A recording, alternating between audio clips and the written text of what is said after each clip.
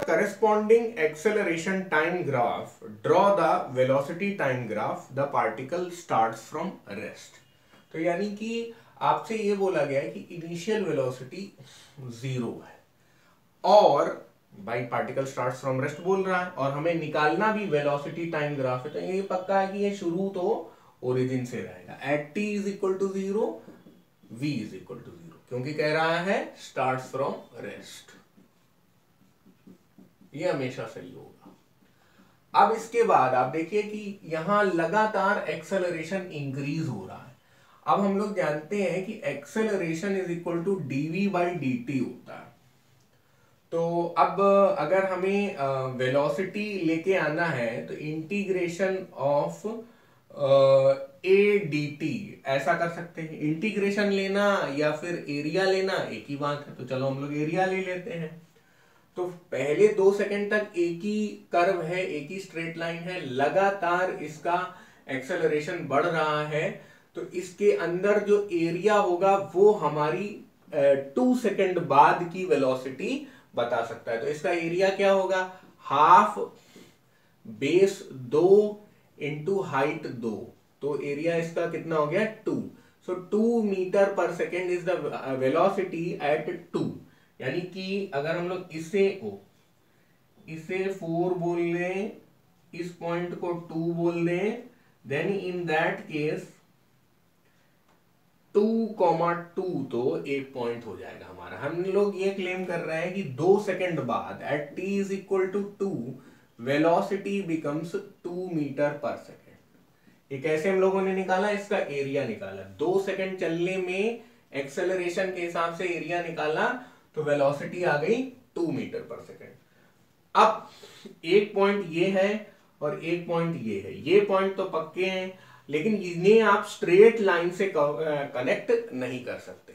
अब ध्यान दीजिए कि इंक्रीजिंग एक्सेलरेशन है, जब एक्सेलरेशन ही इंक्रीज होगा तो वेलोसिटी और तेजी से इंक्रीज होगी, वेलोसिटी पॉपुलेशन ग्राफ की तरह इंक्रीज होगी, तब हम लोग ये वाला कर्व रख लेंगे। तो कुछ काम तो हम लोगों ने कर लिया।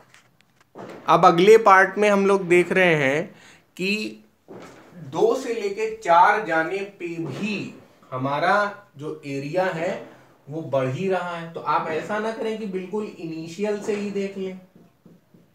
इनिशियल से देखने पे ये देख रहा है कि 4 सेकंड में कितना अपना टोटल एरिया है, तो 4 सेकंड में हाफ बेस कितना है 4, हाइट अभी भी 2 है, तो 4 सेकंड में हमारा जो एरिया हो गया वो 4 मीटर पर सेकंड हो गया।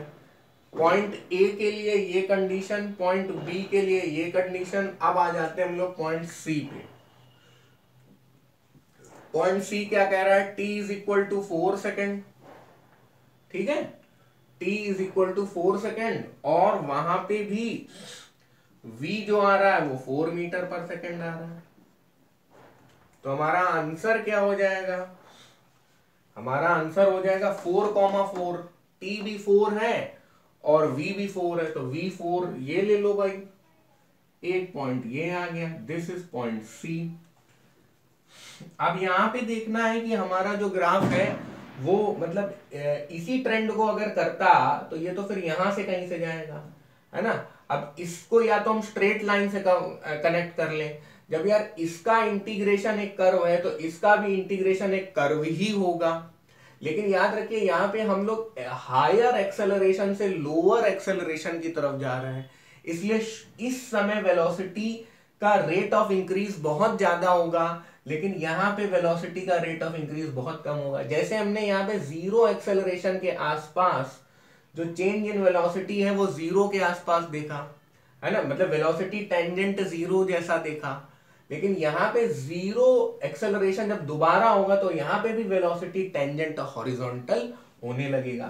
तो यहाँ पे वेलोसिटी टेंजेंट हॉरिजॉन्टल होने लगेगा तो कुछ ऐसा होना चाहिए, है ना, हॉरिजॉन्टल जैसा, और इसको फॉलो करेगा तो इन दी एंड हमारा कर्व ऐसा हो जाएगा। तो कौन सा ऑप्शन हमारा सही है, ऑप्शन इन्होंने बहुत ही क्लोज बनाए हैं।